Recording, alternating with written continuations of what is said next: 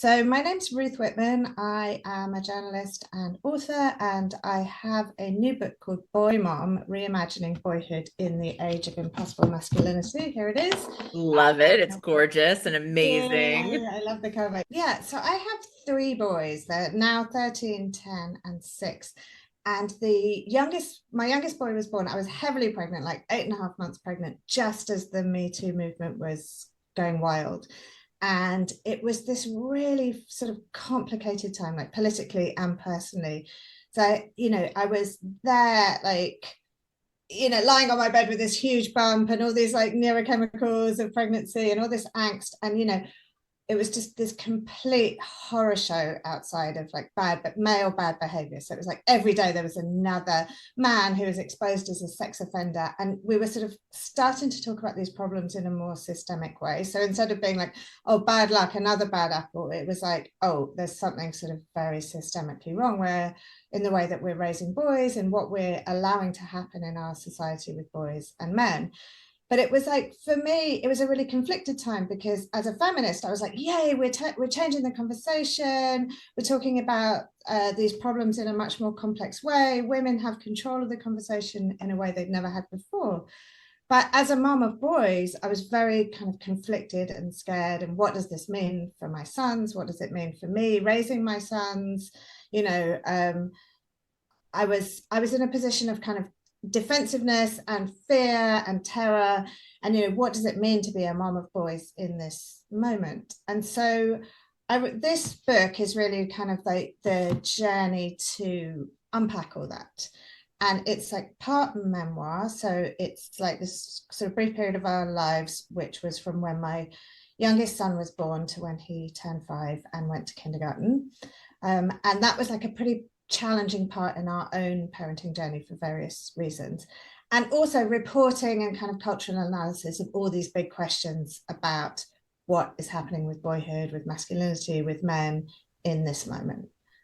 So you were saying that you were pregnant with your youngest Yes. when the Me Too movement came out, right? And it was all swirling. But you had already had two Yeah. boys, and Yeah. you're talking about terror. Did you not have any terror when with So the other two boys?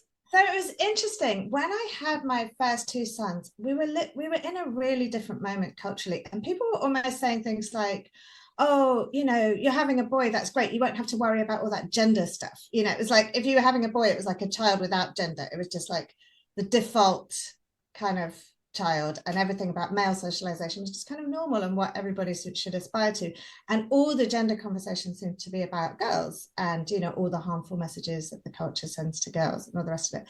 So it was kind of invisible to me. It shouldn't have been, but I mean, there was a sense, and I had this right from my first son, there was a sense sort of in the culture more generally that having boys was somehow second best, like a bit of a disappointment. And there was this idea that at least in our kind of liberal bubble, that girls were the more prized gender, and Oh, that that's interesting. yeah. And it was really, because traditionally, obviously, like the son, and if you had a daughter, you had your head chopped off in medieval England or whatever. But it felt like in my world, like people saw boys almost as kind of a disappointment. And there were all these articles in the like New York Times and in the HuffPo and everything, which is just like, it's a boy and it's okay to be disappointed. Or, or people would see me with like my boys and they'd be like, oh, better luck next time. And I was really like, so I was like conflicted on a personal level, but I think the political stuff only really took off for me in that moment. So it was Me Too, it was the Trump presidency, it was incels, it was masculinity influences. It was just this like very toxic moment for boys and men. Used to work in TV. I was a researcher and then a producer, and there was very much this culture that kind of was described in Me Too, where it was just this, you were this kind of plaything, as like a young woman, you were this kind of plaything for all these I like men. how you just went like that. Yeah. It's true. And it was just like totally standard. We would like all the researchers, all the women would sort of swap things about, oh, don't get in the elevator with so and so because he'll try to touch you. Or, oh, this guy said this like repulsive comment on set. And it was so normalized. It was just in the water. But somehow I wasn't thinking, it was like, ew, each time it was like, ew, but it wasn't like, I wasn't thinking about it in the same kind of systemic way that we started, I didn't have the same clarity about it that I felt like everybody gained when Me Too when the Me Too movement really took off. It had existed for a long time before, but when it exploded in that major way. Right. And especially with like, to your point, like incels and Trump and the fact that women voted for someone who, you know, Yeah. raped someone. Like just the Yeah. fact that we had a president that was a rapist, right? Like that Yeah. Oh, it, yeah. And just boasting about it, and it right. wasn't like he wasn't elected despite the fact he was grabbing women by the pussy. He was Yeah. elected because of that, I think, by a lot of people. People admired that. And so obviously, I've always been a feminist. I've always been interested in feminist issues. I've always pushed back against sexual violence, all of those things. But I think there was something about that moment that just took it to a different level of clarity. Yes. And so then you have your third son, you, survive the transition of now having three boys Yes. and figuring out sleep and all of that. And then what was the trajectory from there?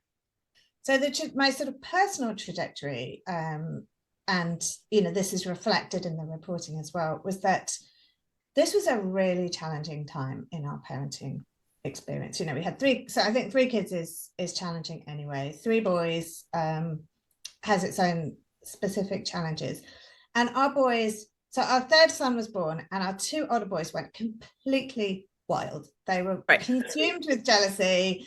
They were actually fine with the baby and very sweet towards him, but they just turned on each other and they were just fighting.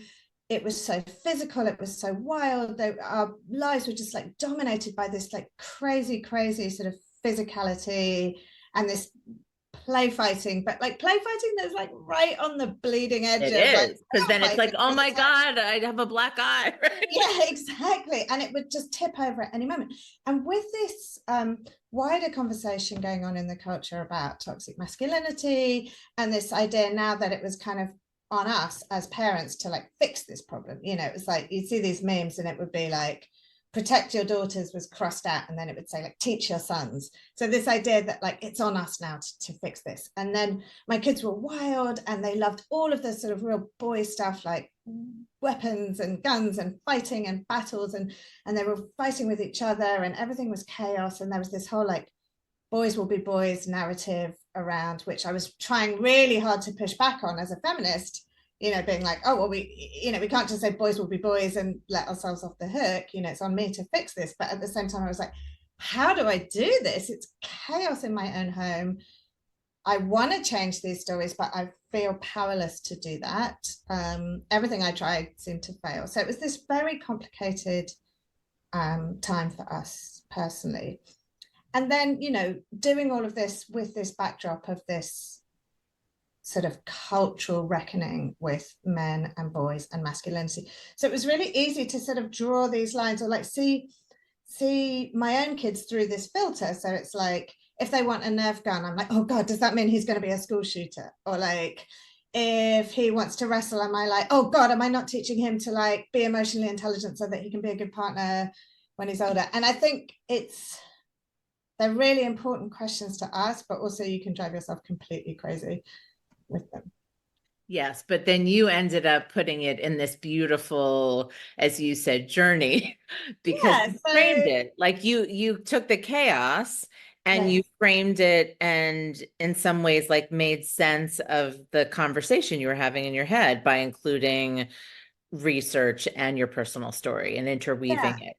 And I did a lot of reporting as well. So I go to all these different places in the book. So I go to this like residential therapy center for boys in Utah, where they believe in like traditional masculinity. So I was looking at that side of things.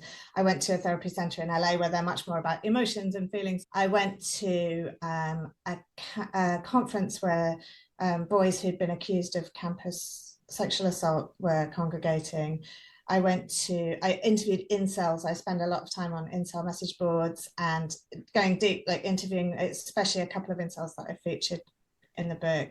And so I did a lot of reporting as well. And I talked to lots and lots of boys, different kinds of boys, all backgrounds, all, all different kinds of like social status. And yes, it was a personal journey in the sense of like it was helping me make sense of my own conflicts and questions.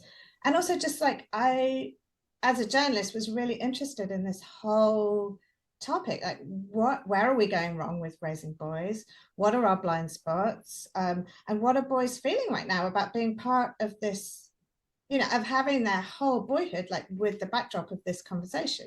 If it's stressful for me, it's pretty stressful for them as well. Exactly. Because I think if you're treated like a problem, you become a problem I ultimately. completely agree. And so, it's this kind of micro generation of boys that were going through puberty when Me Too happened, and they're now like of voting age, and they've had their whole adolescence played out against the backdrop of this conversation about toxic masculinity.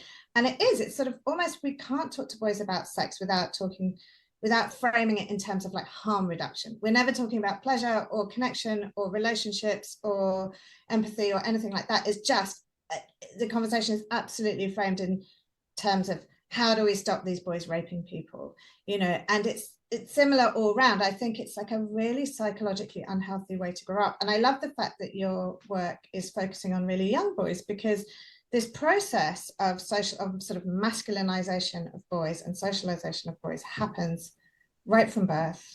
One of the most surprising things I found in my research was that baby boys are actually born more emotionally vulnerable and sensitive than baby girls. Their right brains are less developed at birth. And so they need actually more nurturing, more support, more emotional engagement than girls do right from birth, and they get significantly less. So we tend to project all these qualities onto boys. We see them as sort of angrier, rougher, tougher, and we socialize them in that way. And we don't give them that intensive nurture and emotional engagement that girls get as very, very standard. And it's a real, and that double whammy, like they need more and they get less, can just really add up to quite a serious problems. And that was like one of the most surprising things I found in my research. Like if you're looking at hardwired gender differences, you think, oh, boys will be boys. That means that they're more like destructive or rambunctious or wild or physical. And some of those things are sort of true, but the most sort of profound and most true differences are actually to do with increased vulnerability. As I told you, I spoke to lots of different kinds of boys who were not incels, and I spoke to incels. And what really shocked me was not so much the differences in what they were saying. I was expecting incels to be these like fringe kind of freaks in a way. But what it seemed was like there was actually a lot of common ground. And what incels are dealing with is just a kind of extreme manifestation of lots of things that are actually quite mainstream in boy culture. So it is this feeling of loneliness, this like lack of belonging, this desperation to like have human intimacy and connection that they're just not getting from the culture. These feelings of emasculation, this was a really interesting one, that there's this like impossible standard of masculinity that boys are given that they're supposed to meet, all boys. It's this idea that you're supposed to be tough and superhuman and a superhero and or just like a regular hero, and you're supposed to be sort of emotionally bulletproof and physically bulletproof, and like real boys with human vulnerabilities and flaws will always fall short. There will always be this gap. And I think that was something that a lot of boys felt, they were given this standard, much the same way that girls get these impossible standards of like beauty and hotness and thinness that they have to live up to. But I think for boys, that gap is kind of, that standard is more invisible. We don't unpack it in quite the same way, but it's really harmful for boys. And I think with incels, what you see, so there's this measure that they use when they talk about male violence. There's this idea that it's not masculinity that makes boys violent. It's the feeling that they're not masculine enough and they have to make up for it. So they call this, like researchers call this phenomenon masculine discrepancy stress. So it's this idea that there is this standard for manhood, they're not meeting it, they're falling short. And men who suffer from masculine discrepancy stress commit violence at much higher rates than men who don't feel so strongly about this measure, who don't feel so emasculated. So, that's violence, domestic violence, intimate partner violence, sexual violence, assault with a weapon. And this is what these incels were feeling. They were really feeling like they were falling short. When you think about incels, you think about the most violent and extreme parts of the movement. And there are some horrifying things that, there's been mass violence, there's misogyny that's just disgusting beyond measure, there's racism, there's anti-Semitism, there's every type of ism that you could possibly imagine is in full circulation on those message boards. But there's also this like very strange sense of like belonging and connection between them as well. There's this real like tender kind of brotherhood, and they support each other in a way that men in real life really can't access, and boys can't access. They're actually very emotionally honest with each other. It's almost like they're sort of freed from that by acknowledging their own hopelessness. They've been kind of freed from a lot of the pressures of masculinity, which say you can't talk about your emotions, you can't be vulnerable. Right, because then they're like, well, I can't measure up anyway, so I might as well just. I might as well. Right. And what's so strange is that message boards are this like really weird mix between the most hate-filled, revolting, violent, disgusting content you can imagine, and this like very sort of tender, supportive, loving friendship that they create with each other. And it's very, very strange, and it's very hard to square, but I try to unpack it all. I think there's this very, very long history in feminist writing, like bell hooks and others, which is like patriarchy harms men too. But in recent years, it feels like our conversation really hasn't focused on that. It's been patriarchy benefits men and they have everything and they're privileged, so they should just shut up and stop talking, and we should listen to everybody else, which I don't think is actually helpful. There's research that shows that parents of boys tend to see them as angry when they cry rather than sad, even if it's the same behavior that a girl will be showing as sadness, and they would judge that as sadness. Or they tend to talk to boys in like shorter, more direct sentences and don't engage with them in longer, like emotional conversations in the same way. They use different vocabulary with them. And I think it's just about, they use like, there was a study that said that, when parents are talking to girls, they use like emotion laden words, and when they're talking to boys, they use all these like competition and winning laden words. And both parents do much more sort of roughhousing with boys than like emotional engagement. And I've really I've lost track of the number of times that men have said to me, oh, boys need more roughhousing, they need more physical play, they need more, and it's like, well, there's nothing wrong with roughhousing, but they get a lot of that anyway. What they don't get is that kind of emotional nurture. And so I think for me, it's for parents, I'm thinking it's just about sort of recognizing it in yourself, examining what you do and your unconscious biases about what a boy is, what they need, and to like really sort of try to correct for that in terms of like really engaging with boys on their feelings, really letting them cry, letting them feel, letting them be emotional, talk to them about their feelings, about other people's, and treat them with empathy. And I think you see this from both the right and the left in a way. For every like right-wing tough guy who's telling his like son to shut up and stop crying, there's this voice from the left which is saying, shut up because you're so privileged, and you're taking time away from a woman who has, whose problems are more valid, or someone more marginalized. And I think that's also, those things are not like morally equivalent, but they're, to a boy, they can end up feeling the same. Doing the same thing. They're shutting them down, right? Shutting them down from all sides. And so I think, and especially this generation, it's like micro generation of boys, I think feel so unheard, so shut down, so resentful. No wonder they're like all trying to get into these like manosphere things and masculinity things, and which are sort of really doubling down on their problems, but they feel those are the only people who are going to listen. So if we don't want boys to like find belonging and connection in those spaces, we need to give it to them elsewhere. We need to make boys feel heard, feel understood, feel empathized with. The other thing that I talk about a lot in the book, and I've written about before, is that girls get in the culture, in books, in movies, in TV shows, they get so many narratives about friendship and relationships and managing other people's feelings and tracking, doing emotional labor and all of these things, which, it's almost like we're pushing back and saying that girls are getting too much of that stuff, but actually I feel like boys are getting too little. And so it's sort of about exposing boys to those kind of relationship stories, those narratives, making them feel as if they're connected rather than this sort of individual hero who has to go and conquer everything on their own, like giving them a model to see themselves as a part of a relational community.